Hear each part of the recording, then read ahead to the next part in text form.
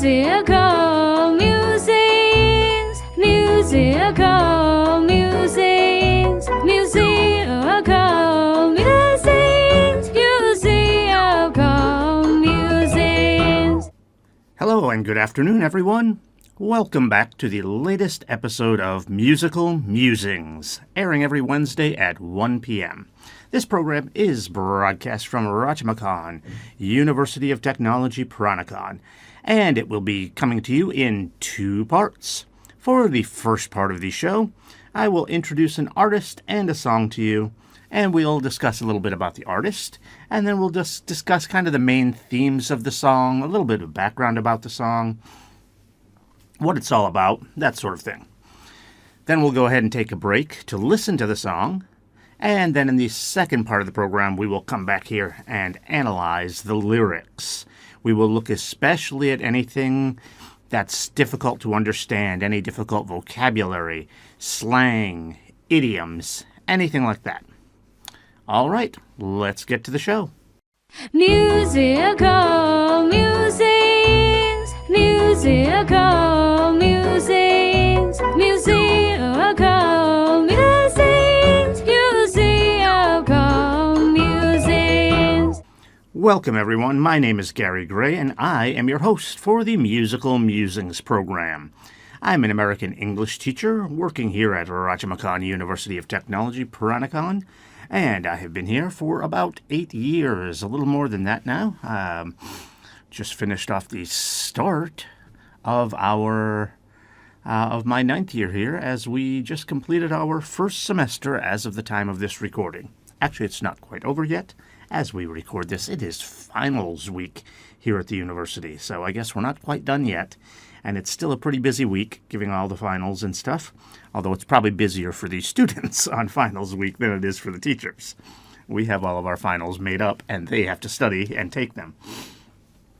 Okay, but sometimes in my classroom, while I'm teaching here, I do like to incorporate some music. I think it's very helpful for learning language, because we sometimes have idioms, slang terms, things like that you're probably not going to get out of a textbook. And the whole goal of learning a language is to communicate with people. So that native English speaker is probably going to use slang and idioms. So music is one way to kind of understand some of those concepts. The song we're going to be doing today, I'm just looking down now because I have the lyrics written out here. I want to make sure I don't mess up the lyrics when we go over those. I don't see too many slang terms or idioms, but there's definitely a few. There are also some things some words that might be a little bit tricky that we have to understand. Okay, so what song is it that we're going to be doing? We're going to be doing the song Fortunate Son by Creedence Clearwater Revival. And I do like to do, for those of you that aren't familiar with this program, I do like to do some older songs most of the time. Not always. We've occasionally done some more modern songs. Nothing too modern. I don't think we've ever... I'm trying to think if we've ever done any song more recent than 2010. I think we've done one or two songs that were from maybe 2011, 2012. But most of our songs are older. And I do that for two reasons. Number one, honestly, they're just my favorite type of songs. Not entirely. I do like some more modern music as well. But I like to do songs that I like, not just because I'm being selfish and doing songs I like, but because I have more knowledge about these songs. Not enough that I can do this program without some notes in front of me. I still need my notes. But what I mean is that I can play songs that I know are generally popular. Whereas if I was trying to do some more modern music, I made sure I could Google it and see what's popular by this artist or that artist. But I give you an example, like Taylor Swift is really popular. I could not name you even one of her songs. I have no idea. So if I was going to do a Taylor Swift song, all I would be doing is looking it up to figure out what's popular. I'd have to Google it, maybe use some AI, I don't know, to figure it out. There's older music. I'm kind of able to use my own personal knowledge to bring to you some of these songs. The other reason I like to use some older music is because I don't want to use music that most of the audience is familiar with. If you already know it, you may already understand it, maybe not perfectly, since it's going to be English language music. Like if you listen to Taylor Swift, maybe you don't know what all the words mean, or you listen to Beyonce, maybe you don't know everything. But you probably have an idea what the song is about, at least. So by using this older music, I'm probably going to be introducing some brand new stuff to you. So that's one of the reasons why we like to focus on older music here. And again, today we're doing Fortunate Son by Creedence Clearwater Revival. So first, a little bit about CCR. That's how a lot of people refer to them, just because Creedence Clearwater Revival is such a long name. Creedence, C, Clearwater, C, Revival, R. It's just their initials, CCR. So CCR is a quartet from California. They formed in 1959, sort of. We'll talk about that in a minute. They were not using the name CCR, but this group of people who make up the band formed in 1959. The band included a gentleman by the name of John Fogerty, along with his brother. And John Fogerty is probably the most famous person from this band, as he went on to become a pretty successful solo artist. We've talked about this in a couple of recent weeks, and as with most solo artists after they leave their original band, most of the time they're not quite as popular. That's not always true, for sure. Definitely not always true. I would say it's true here. I would have to say that, and I'm sure some people would disagree because John Fogerty was quite popular. So this might be debatable. But in my opinion, and if you just look at the number of hits they had as well, I would have to say that CCR was more popular than John Fogerty was. But again, John Fogerty still did have a very successful solo career after they broke up. And they broke up in 1972. Unlike most other bands that you see, they didn't, when it wasn't like instead of breaking up, just one person left. So it wasn't like one person leaves, you replace them, whatever, blah, blah, blah. No. This was the same four people the whole time. And when they decided to break up, that was just it. That was it.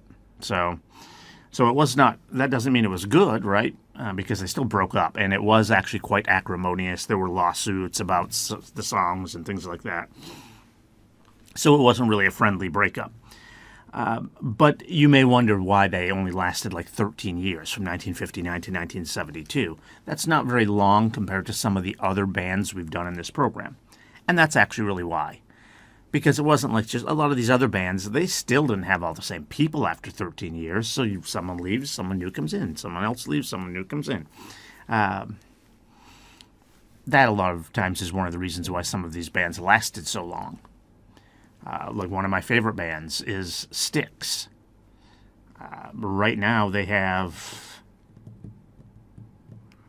I think, because they're still around, still performing, even though they're quite old. I think they have 2 of their original performers still, and that's it. At least 2 of them have passed away. I'm not sure about one, who the guitarist, one of the guitarists who he replaced. I'm not sure what happened to that person. But at least 2 of them have passed away. One of them, really, they've had big fights with over the years, and he keeps coming back and leaving and coming back and leaving. And it sounds like now he's pretty much gone for good. He's their keyboardist. So they only have 2 of their original members, but they're still around. But that's how you change out the performers. Someone wants to leave, fine, leave, add someone new. Someone passes away, you bring someone new in. So they never did that, and that's one of the reasons why I think they were only around for 13 years. In fact, they've never really even had any reunions. There's a couple. If you go online and see if they ever reunited, yes, but it was like for one performance or something like that.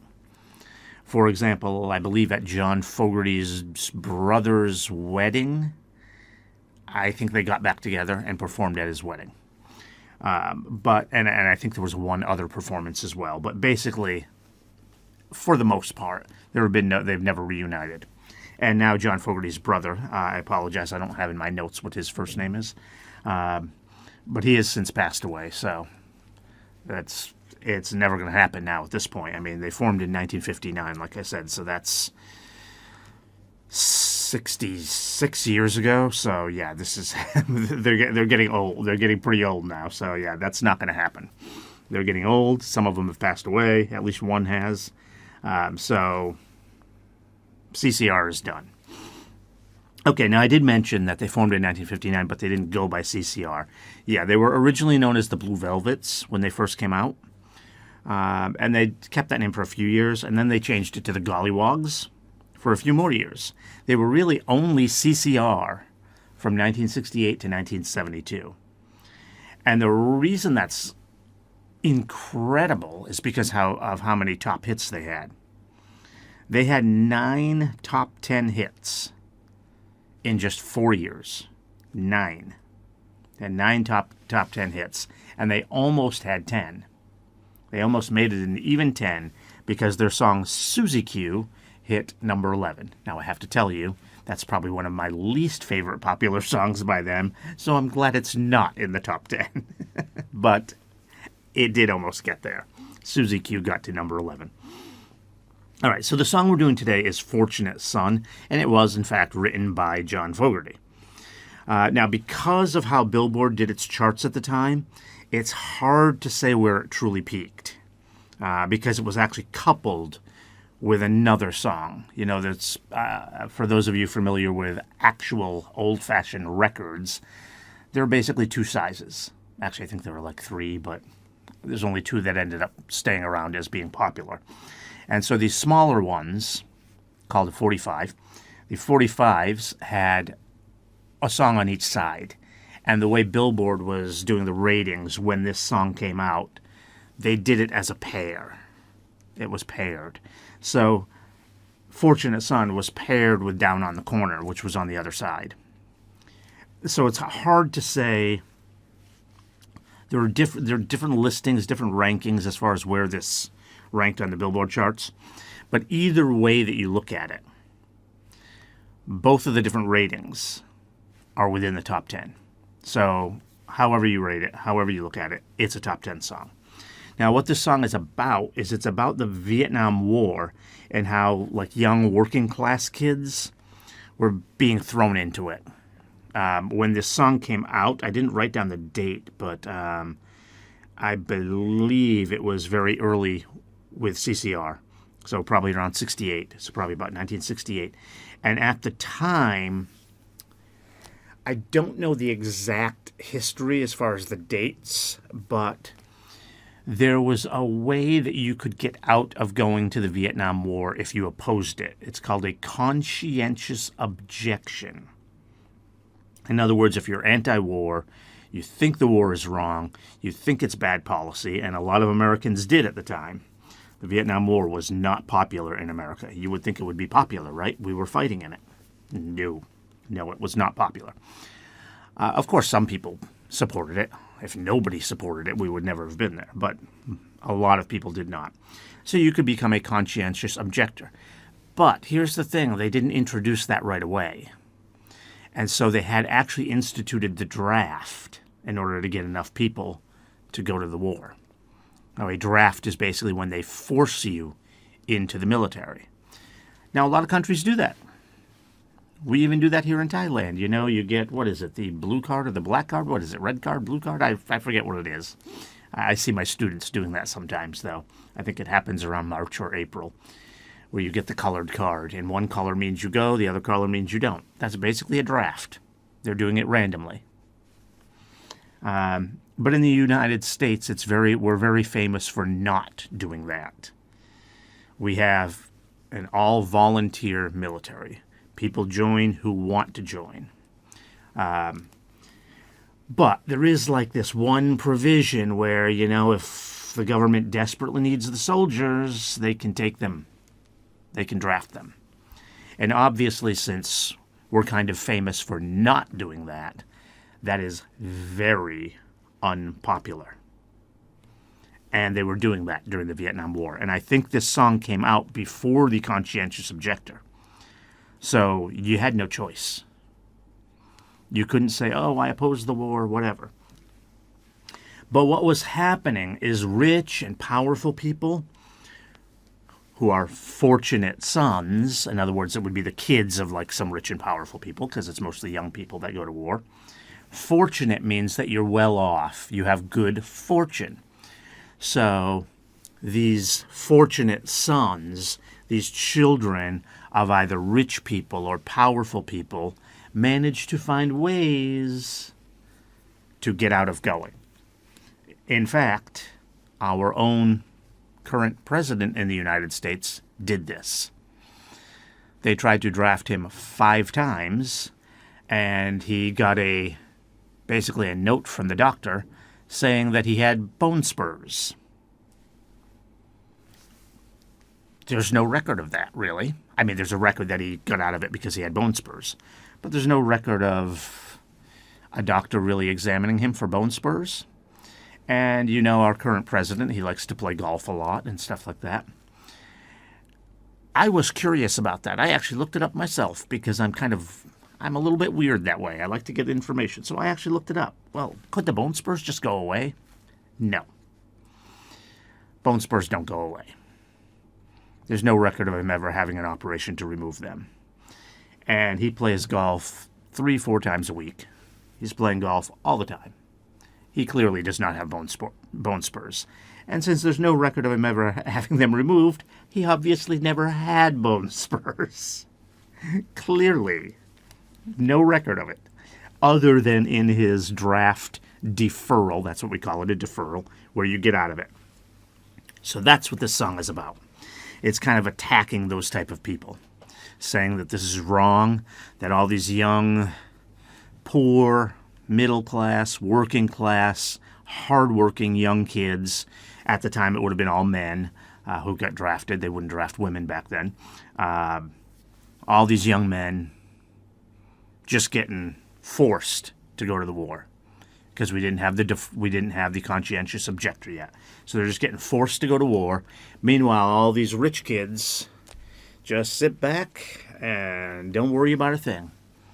And most of the ways that they got out of it were basically lying, like the current president did about bone spurs.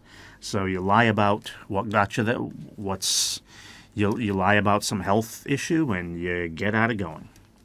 And so that's what this song is about. All right, so let's go ahead and get to the song. For those of you joining us by YouTube, as always, due to copyright issues, we cannot embed the video. We will give you a link up there in the upper right corner. So click on the link for the song. Once the song is over, just click back here for the second part of our program. And for everyone else out there listening on radio or streaming, you should be able to listen to it just fine. Okay, let's get to the song.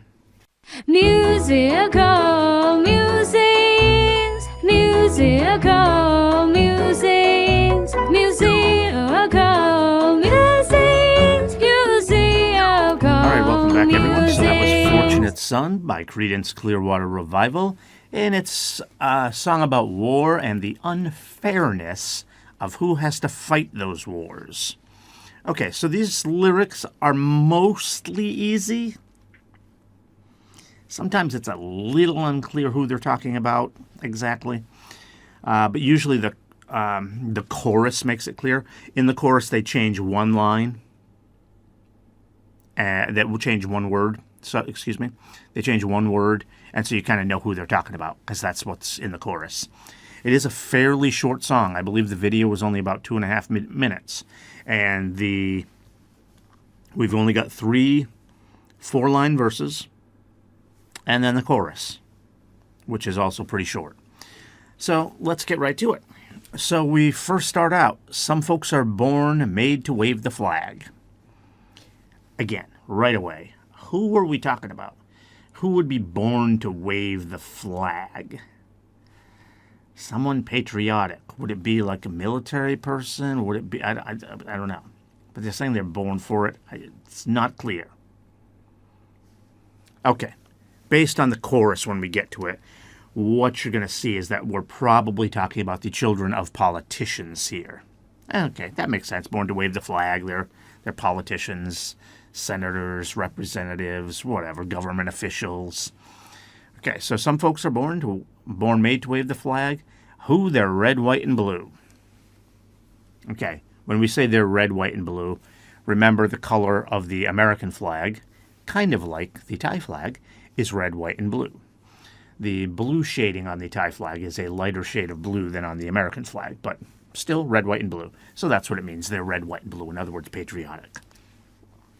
And when the band plays Hail to the Chief, they point the cannon at you, Lord. All right, so again, a little confusing about what they mean when they say they point the cannon at you. But I think what they mean here is, again, they're forcing you, the normal person, the person that's not the senator's son, the person who's not the fortunate one. They force you to go to war. So when it says when the band plays Hail to the Chief, Hail to the Chief is the song that they play whenever the president comes out. So that's like the president's song. So again, we're talking about these people who are supposed to be patriotic, children of politicians playing Hail to the Chief, like the president, and instead of doing the job themselves, they point the cannon at you. You're forced to go do it. Okay, then we go to the chorus. I told you, these verses are pretty short. It says, it ain't me, it ain't me. Ain't is a slang word. You've probably heard that word, so you may know what it means. But it's not really a word. In fact, some English teachers get really mad if their students say ain't. They'll say ain't a word. Ain't is a slang term for isn't. So what he's saying is, who says it ain't me. In other words, what he means is he is not that person. He is not a lucky person who was the son of a senator. I ain't no senator's son. That's the next line. It ain't me. It ain't me. I ain't no fortunate one. So fortunate one, again, someone who's fortunate means they're lucky. They have good fortune. They're lucky. And so, for example, the senator's son is going to be lucky because, being the son of a senator, he's probably not going to have to serve in the war. Now, there are some people that did refuse to be let out of service because of that. I'll give you another example of another American politician who almost became president. A senator, he became senator after this, but a senator by the name of John McCain. Now, his father wasn't actually a politician per se. It was more of a military guy, but one of these lines will be about military people as well. But he was a very high-ranking military guy. He was an admiral. That's like one of the highest ranks you can have in the Navy. So he was a Navy admiral.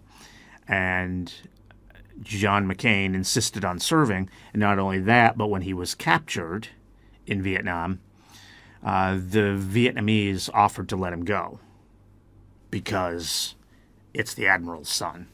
And you don't want to, the war was ugly enough as it is. You don't want to anger people even more than is already going on. So they offered to release him. And he actually refused to be released because he was there with all of his fellow service members. And he said, no, I'm not going until everyone goes. So he was kind of a hero in that, as opposed to the current president. Okay, so then the next line. It seems like I'm criticizing our current president. We've talked politics on my other program here a few times. I don't really like to talk about politics because that can get touchy, but I'm just telling you the truth. There's no record of him ever having bone spurs. He got out of going to the war 5 times because of bone spurs. Bone spurs, which he almost certainly didn't have. I can't say that for absolute certain, but there's never any record of him having them removed, and they don't heal on their own. Okay, so, meanwhile, John McCain insisted on serving and was pretty much a war hero. Okay, so the second verse, some folks are born silver spoon in hand. Lord, don't they help themselves, Lord. Okay, so being born with a silver spoon, we usually say silver spoon in your mouth. I'm not sure why they say silver spoon in your hand here. It's not for the rhyme. They don't always use rhymes in this song, and in fact, they don't in the verses. So there's nothing here to rhyme with hand, and it's not about getting the syllables right. Hand and mouth both have one syllable. I don't know why they chose hand. Whatever. So being born with a silver spoon in your mouth, that's usually how we say it. Being born with a silver spoon in your mouth means you're rich. You're rich. Okay. Lord, don't they help themselves, Lord? To help yourself means like you would go take something. Now, it's not always used badly. Like if someone tells you to help yourself, that's very nice. They're offering you something. Like if you go to a party and there's lots of food spread out and the host of the party says, oh, help yourself. They mean go take whatever you want. Yes, help yourself. But what he's saying is they help themselves. So in other words, they're taking stuff. They're taking... You know how wealthy people can sometimes manipulate the system to take advantage of people and make sure they get more money. And in fact, that's what you'll see in the second two lines of this verse. But when the taxman come to the door, Lord, the house looking like a rummage sale. So a rummage sale is when kind of people are selling their junk that they don't need. It's not junk in the way that you're just going to throw it out, but maybe they will if they can't sell it because it's not, they don't use it anymore. It's not worth that much to them anymore. But maybe someone could use it, so they try to sell it. I really don't ever see those here in Thailand, but they're common in America. Sometimes we call them garage sales. Sometimes we call them yard sales. Sometimes we call them rummage sales. It's when people take old stuff that they don't need anymore, they don't want, basically put it out on their front lawn and try to sell it. And usually they sell it cheaply because they're not looking to make a lot of money. They just want to make something. So when it says the house looking like a rummage sale, it doesn't mean they're having a rummage sale. When you're talking about rummage sale, you're talking about junk. So they make their house. So in other words, what they're saying is when the tax man comes to the door, rummage sale is all cheap stuff, right?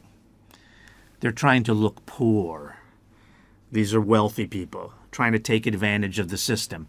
Oh, I have no money, so I can't pay any taxes. It's infamous in America that rich people do not pay their taxes. At least do not pay all of their taxes. They have different ways to hide their money, things like that. So that's what he's talking about. He's talking about rich people. And you'll see that again in the chorus. We say who we're talking about. Again, they change that one word every chorus. It ain't me. It ain't me. I ain't no millionaire's son. Okay? So we're talking about rich people. It ain't me. It ain't me. I ain't no fortunate one. All right. And the last verse here. Yeah, some folks inherit star-spangled eyes. They send you down to war, Lord. Okay. Inherit star-spangled eyes. Okay, so the name of our... All right, so you can maybe figure out what they mean here. Still a little confusing. Again, we kind of have to rely on the chorus to know for sure. But star-spangled. The name of our national anthem in America is the Star-Spangled Banner. And a lot of that is about war and getting our independence. It's the War of Independence that the song is about. So we're talking about military people here. Some folks inherit star-spangled eyes, so we're talking about the children of military people. They send you down to war, and yet these military people are sending other people to war, in other words. That's why I mentioned about John McCain. He was not like this. And when you ask them, how much should we give, they only answer more, more, more, more. In other words, what we're talking about, how much should we give, it's as far as your life is concerned. And so they want more, more, more, more. In other words, you should be willing to die for your country. You should be willing to give everything for your country. And maybe if you're a very patriotic person, that sounds fine. There are a lot of people who are, especially in a country like America. There are a lot of people willing to do that. But the problem the song is pointing out is that all these military leaders who are sending off all these other people off to war won't send their own kids because they know that might happen. So their own kids, no, they're not going to go to war. And in fact, a lot of the politicians who run the military are usually, very often, people who have never served in war. Someone, for example, like during the George Bush administration, we had a gentleman by the name of Donald Rumsfeld. He loved starting wars. The Iraq War was kind of his idea, along with the vice presidents, Dick Cheney's, but Donald Rumsfeld was actually in charge of the military. He never served in the military, at least not as far as I know. If he did, I know he wasn't some high-ranking officer. He didn't get to wear a uniform or anything. He just wore a suit.